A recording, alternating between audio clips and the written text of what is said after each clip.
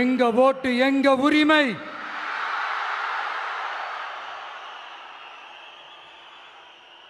எங்களை யாரும் விலைக்கு வாங்க முடியாது.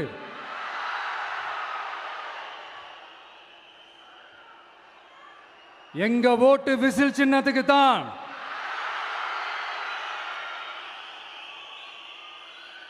யாரையும் நம்பி ஏமாற மாட்டோம்.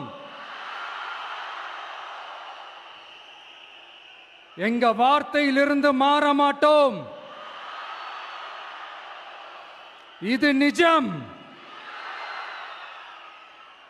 தேங்க்யூ.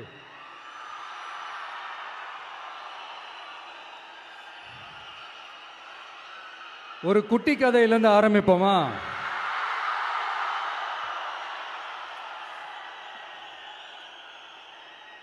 ஒரு பெரிய ஊர், ஒரு 4 ரோடு ஜாயிண்ட் ஆகிற மாதிரி ஒரு ஜங்ஷன், ஒரு பிஸியான ஏரியா, ஆள் நடமாட்டம் அதிகமாக இருக்கக்கூடிய ஒரு ஏரியா. அங்கே சென்டரில் ஒரு முரட்டு ஜல்லிக்கட்டு காலை ஒன்று நின்றுட்டு இருக்குது. காலில் மண்ணை வீசிக்கிட்டு சீறிக்கிட்டு அப்படியே நின்றுட்டு இருக்குது. யாருமே பக்கத்தில் போக முடியல. அந்த இடம் ஒரு கேஷுவலாக மாறணும் அப்படின்னா அந்த காளையை அடக்கி அமைதி ஆக்கினா தான் மறுபடியும் ஒரு பேக் டு நார்மல் சுச்சுவேஷனுக்கு அந்த இடம் மாறும். அந்த ஊரில் இருக்கிற ஒரு சில பேருக்கு மட்டும்தான் அந்த காளை அடங்கும். அவங்க யாருமே அங்கே இல்லை. ஆனால் அந்த க்ரௌடில் இருந்த ஒரு சில பேர், ஆல்ரெடி அந்த காளையை அடக்கணவங்களோடு இருந்த ஒரு சில பேர், எங்களுக்கு இல்லாத அனுபவமா?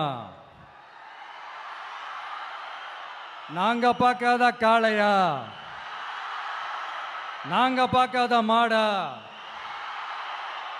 நாங்க போய் அடக்குறோம்னு சொல்லிட்டு உள்ள போறாங்க. ஒருத்தராலையும் அந்த காளையை தொடக்கூட முடியல. எல்லாரையும் அடிச்சு வீசி தூக்கி போட்டுருச்சு. இப்ப என்னடா பண்றது அப்படின்னு பார்க்கும்போது அந்த கூட்டத்தை விலக்கிட்டு ஒரு சின்ன பையன் ஒரு என்ட்ரி ஒன்று கொடுக்குறான். உங்களுக்கு தான் தெரியும்ல, டேய் எங்களாலே முடியல, நீ எல்லாம் என்னத்தை போய் கிழிக்க போற? எங்களுக்கு அவ்வளோ அனுபவம் இருக்குது, நாங்களே அடிபட்டு ஓரமா படுத்து கிடக்கிறோம். இவன் விளையாட்டுத்தனமா ஏதோ பண்ணிட்டு கிடக்கிறான், பாவம் அந்த காலை கிட்ட போய் அடிபட்டு சாவ போறான். பச்சா பையன், அந்த பையன், இந்த பையன், அண்டர் எஸ்டிமேட் பண்றது, ஏளனமா பேசுறது, இப்படி ஒரு பக்கம். இன்னொரு பக்கம் பரிதாபப்பட்டு, ஐயோ பாவமே, இப்படி தனியா போய் மாட்டிக்கிட்டானே அந்த காலை கிட்ட, என்ன பண்ண போறானோ அப்படின்ட்டு ஒரு பக்கம் பரிதாபப்பட்டு பேசுறாங்க. அந்த சின்ன பையன் எதுவுமே காதலையே போட்டுக்காம 2 பாக்கெட்லையும் கையை விட்டுக்கிட்டு ஸ்டைலா கெத்தா தில்லா அப்படியே உள்ள போறான். ஒரு ஸ்டெப் எடுத்து வைக்கிறான், அந்த காலை அப்படியே சீறிக்கிட்டே நின்றுட்டு இருக்குது. இன்னொரு ஸ்டெப் எடுத்து வைக்கிறான், காலை அப்படியே சீறிக்கிட்டே முன்னாடி வருது. மக்கள் எல்லாரும் பதட்டத்தோடு அப்படியே பார்த்துட்டு இருக்கிறாங்க. இன்னொரு ஸ்டெப் எடுத்து வைக்கிறான், காலை அப்படியே முட்டை வரும்போது பாக்கெட்டுக்குள்ள மறைச்சி வச்சிருந்த 2 புல்லுக்கட்டு அதை அந்த காலை கிட்ட காட்டுறான். காலை அப்படியே சடனா வந்து நின்று அது மூடெல்லாம் மாறி அந்த புல்லுக்கட்டை சாப்பிட ஆரம்பிச்சிருச்சு. அந்த சின்ன பையனும் அந்த காளையை அப்படியே தடவிக்கிட்டே வரான். காளையும் பக்கத்தில் ஒரு குழந்தை மாதிரி நடந்து வந்துக்கிட்டு வருது. பக்கத்தில் இருந்த ஒரு வயல்வெளியில் அந்த காளையை மேய விட்டுட்டு வரான். மக்கள் எல்லாரும் அந்த பையனை ஆச்சரியமாக பார்க்குறாங்க. அந்த அடிபட்டு கிடந்த அந்த அனுபவசாலிங்க தலையை தொங்க போட்டு நின்றுட்டு இருக்கிறாங்க. ஏன்னா பேசின பேச்சு அப்படி. வாய் இருக்குன்றதுக்காக நக்கலுமா நையாண்டியுமா நச நச நச நசன் ஒரே பேச்சு. என்ன பண்றது, தலையை குனிஞ்சு அப்படியே நின்றுட்டு இருக்கிறாங்க. அங்க ஒரு பெரியவர் வர்றார். வந்து அந்த பையன்கிட்ட கேட்கிறாரு, எப்படிப்பா இப்படி ஒரு முரட்டு காலை சீறிட்டு நின்றுட்டு இருந்தது, எப்படி அந்த காளையை அடக்கின அப்படின்னு கேட்டதுக்கு அந்த பையன் சொல்றான், ஐயா எனக்கு அந்த காளையை பார்த்தா கோபமா இருந்த மாதிரிலாம் எனக்கு தெரியல, அந்த காலை பசியோடு இருந்த மாதிரி இருந்தது. அதனால தான் அந்த புல்லுக்கட்டை காமிச்சவனை ஓகே நமக்கு தேவையானது கிடச்சிருச்சு அப்படின்னோடனே அந்த புல்லுக்கட்டை சாப்பிட்டுட்டு நம்மளோட அப்படியே ஜாலியாக வாக்கிங் வந்துருச்சு அப்படின்னு சொன்னான். இதை கேட்ட அந்த பெரியவர் சொன்னாராம், இந்த சின்னவங்க பெரியவங்க அனுபவம் இருக்கிறவங்க அனுபவம் இல்லாதவங்க இதெல்லாம் விஷயமே கிடையாது. யாரா இருந்தாலும் அந்த சூழலுக்கு ஏற்ற மாதிரி அந்த சிச்சுவேஷனுக்கு தகுந்த மாதிரி என்ன பண்ணி அந்த ப்ராப்ளமை சால்வ் பண்ணுறான், ஏது பண்ணி அந்த ப்ராப்ளமை சால்வ் பண்ணுறான், அதுதான் விஷயமே, அதுதான் மேட்ரு. ஸோ நீ சூப்பர்ப்பா, என்ன ப்ராப்ளம் வந்தாலும் நீ சால்வ் பண்ணிடுவ அப்படின்னு முதுகில் தட்டி கொடுத்துட்டு அந்த பெரியவர் போகிறார். இப்போ அந்த கதையில் அந்த முரட்டு ஜல்லிக்கட்டு காலை தான் நம்ம தமிழ்நாட்டு அரசியல் களம். அந்த பெரியவர் தான் நம்ம தமிழக மக்கள். அந்த பாக்கெட்டுக்குள்ள ஸ்டைலா தில்லா கெத்தா ஒருத்தன் உள்ள வந்தான் பாருங்க, அவன்தான்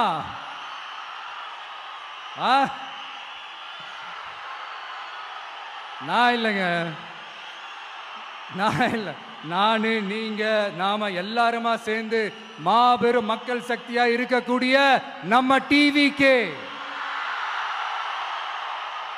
அதுதான் அந்த சின்ன பையன்.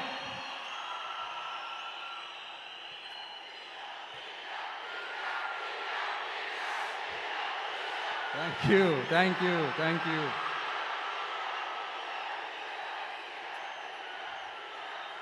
மக்களை நேசிக்கிற ஒரு நல்ல தலைமை இல்லாததுனால இத்தனை வருஷமா வேற வழி இல்லாம ஸ்டாலின் சார் கொடுத்த அந்த பொய்யான வாக்குறுதிகள் எல்லாத்தையும் நம்பி ஏமாந்த நம்ம மக்களுக்கு சரியான நேரத்தில் ஒரு வெகுஜன மக்கள் இயக்கமா வந்தது தான் நம்ம டிவிக்கு. அந்த முரட்டு ஜல்லிக்கட்டு கால கதை ஏன் சொன்னோம், எதுக்கு சொன்னோம், யார் யாருக்கெல்லாம் சொன்னோங்கிறது புரிய வேண்டியவங்களுக்கு புரியும்னு நினைக்கிறேன்.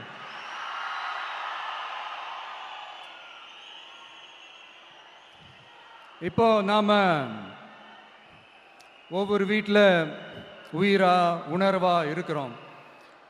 ஆனால் நான் உங்கள் எல்லாரையும் நேரில் சந்திக்கணும், நீங்கள் இருக்கிற ஊருக்கே உங்களை சந்திக்கணும் அப்படின்றது தான் எனக்கு மனசில் இருக்கிற ஒரு பெரிய ஆசை. ஆனால் அந்த சிச்சுவேஷன் ஒரு எதிர்கட்சியாக இருந்து கேள்வி கேட்டுக்கிட்டு இருக்கிற இந்த நேரத்தில் நமக்கு எதிராக என்ன சூழ்ச்சிகள்லாம் நடக்குதுன்றது உங்கள் எல்லாருக்குமே நல்லா தெரியும். அதனால் இப்போ உங்களுக்கு ஒரு வாக்குறுதியை கொடுக்குறேன், நம்மளுடைய ஆட்சி அமைஞ்சதும் ஒவ்வொரு கிராமத்துக்கும் நான் நேரடியா என்னுடைய சொந்தங்களாகிய உங்க எல்லாரையும் நான் சந்திக்கிறேன்.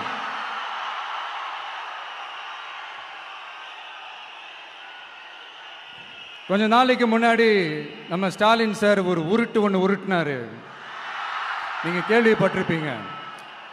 இப்போ வரப்போற எலெக்ஷன் எதுக்கான எலெக்ஷன்? நம்ம சட்டமன்ற தமிழ்நாடு சட்டசபைக்கான ஒரு தேர்தல் இல்லையா? இதே தமிழ்நாட்டுக்கும் டெல்லிக்குமான ஒரு எலெக்ஷன் அப்படின்னு சொல்றாங்க. இன்னும் கொஞ்சம் மேலே போய் தமிழ்நாட்டுக்கும் என்டிஏவுக்குமான ஒரு எலெக்ஷன் அப்படின்னு சொல்றாங்க. என்ன சார், டெல்லியில் ஏதாவது நிற்க போறீங்களா? அப்புறம் ஏன் தமிழ்நாட்டுக்கும் டெல்லிக்குமான ஒரு எலெக்ஷன் சொல்றீங்க? அப்புறம் இது ஏதாவது பார்லிமெண்ட் எலெக்ஷனா, பிரதமர் பதவிக்கு ஏதாவது போட்டி போடுறீங்களா? அப்புறம் ஏன் அதை தமிழ்நாட்டுக்கும் என்டிஏவுக்குமான ஒரு எலெக்ஷன் சொல்றீங்க? எங்களுக்கு புரியலையே சார், இது என்ன லாஜிக்னு எங்களுக்கு புரியலையே.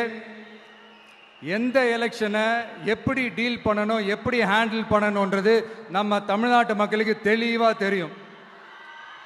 நம்ம தமிழ்நாட்டு மக்கள் மாதிரி ஒரு தெளிவான மக்களை நீங்க பார்க்கவே முடியாது.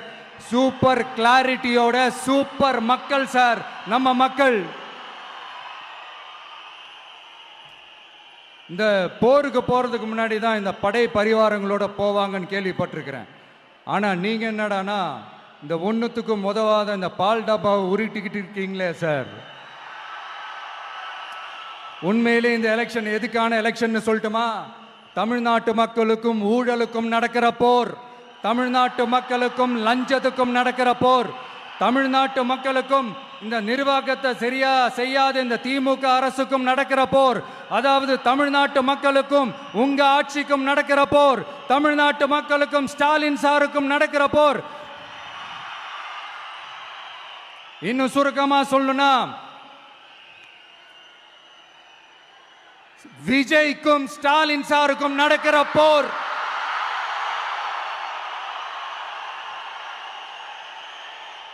இதுக்கு நடுவுல இந்த என்டிஏ டெல்லி இதெல்லாம் என்ன லாஜிக்னே புரிய மாட்டேங்குது சார். தமிழ்நாடு தான் விஜய், இந்த விஜய் தான் தமிழ்நாடு. தூய சக்தி டிவிகேவுக்கும் தீய சக்தி டிஎம்கேவுக்கும் தான் இந்த போர். இப்படி உக்கிரமா இருக்கிற இந்த போர்ல மறுபடியும் ஒன்னுத்துக்கும் உதவாத இந்த பால் டப்பாவை உருட்டிக்கிட்டு இன்னொரு காமெடி வேற. அது என்னடானா, அவரோட ஆட்சியில தான் தமிழ்நாடு சூப்பர் ஸ்டார் மாநிலமா இருக்குதான். கரெக்ட், தமிழ்நாடு சூப்பர் ஸ்டார் மாநிலம் தான். காமராஜர் அவர்கள் டைம்ல, அண்ணா அவர்கள் டைம்ல, எம்ஜிஆர் அவர்களோட ஆட்சியில. இன்னைக்கு ஒன்னுத்துக்கும் உதவாத இந்த உல்டா மாடல் ஆட்சியில தமிழ்நாடு சூப்பர் ஸ்டார் மாநிலமாலாம் ஒண்ணு இல்ல, சூப்பர் ஸ்டாண்ட் அப் காமெடிக்காரர் நடத்துற மாநிலமா மாறிடுச்சு. மக்களே, உங்களுக்காக மட்டுமே தான் வர தடைகள், சதிகள், சூழ்ச்சிகள் எல்லாத்தையும் தாண்டி இந்த 2026 இந்த தேர்தலில் டிவிக்கு தில்லா நிற்கும்.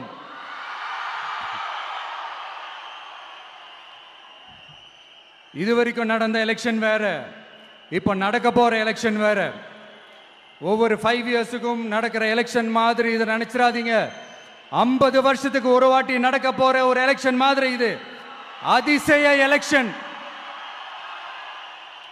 ஒரு எலெக்ஷன்ல அவங்களோட எதிரிகளை தான் எதிர்ப்பாங்க, அப்படிதான் எதிர்ப்பாங்க, அதுதான் யதார்த்தமும் கூட. ஆனா இந்த எலெக்ஷன்ல தான் ஒட்டுமொத்தமா எல்லாருமா சேர்ந்து ஒருத்தனை எதிர்க்கிறாங்க. ஒட்டுமொத்தமா எல்லாருமா சேர்ந்து இந்த விஜயை எதிர்க்கிறாங்க.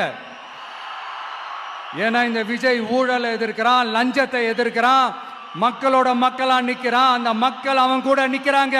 அந்த காண்டு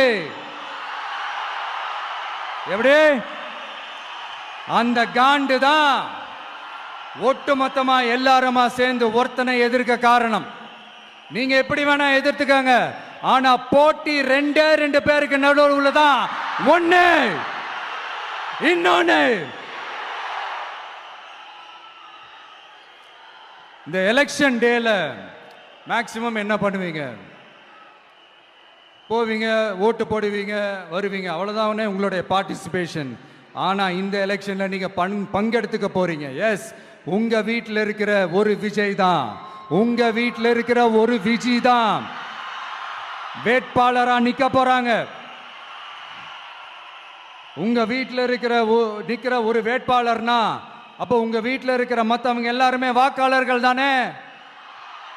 உங்க அம்மா, உங்க அப்பா, உங்க அண்ணன், உங்க தம்பி, உங்க சொந்தம் டிவிக்கே வேட்பாளர் அப்படின்னா அப்போ உங்க ஓட்டு விசில் சின்னத்துக்கு தான் எல்லாருக்குமே தெரியும். ஏன், நம்மளோட எதிரிங்களுக்கு கூட அது நல்லாவே தெரியும். அதனாலதான் நமக்கு எதிராக அவ்வளவு அவதூறு பரப்புறாங்க. என்னென்ன அவதூறு பரப்புறாங்கன்றது உங்களுக்கே நல்லா தெரியும். ஆனா அவங்களுக்கு தெரியாது, ஏன் மேல அவதூறு பரப்புனா அது மக்கள் மேல அவதூறு பரப்புற மாதிரின்னு. எனக்கு அரசியல் தெரியலன்னு சொன்னா அது மக்களுக்கு அரசியல் தெரியலன்னு சொல்ற மாதிரின்னு. என்ன அசிங்கமா பேசுனா அது மக்கள் அசிங்கமா பேசுற மாதிரின்னு. எனக்கு எதிராக செய்யற ஒவ்வொரு செயலும் அது மக்களுக்கு எதிராக செய்யற செயல் அவங்களுக்கு தெரியாம போச்சு. இந்த விஜயும் மக்களும் வேறு வேறு இல்லை. இந்த விஜயும் மக்களும் ரத்தமும் சதையும் மாறி, உடலும் உயிரும் மாறி, ஒன்னிலிருந்து ஒண்ண பிரிக்கவே முடியாது. எஸ், சென்சிட்டிவான சென்டிமெண்ட், அது சென்சிட்டிவான சென்டிமெண்ட்.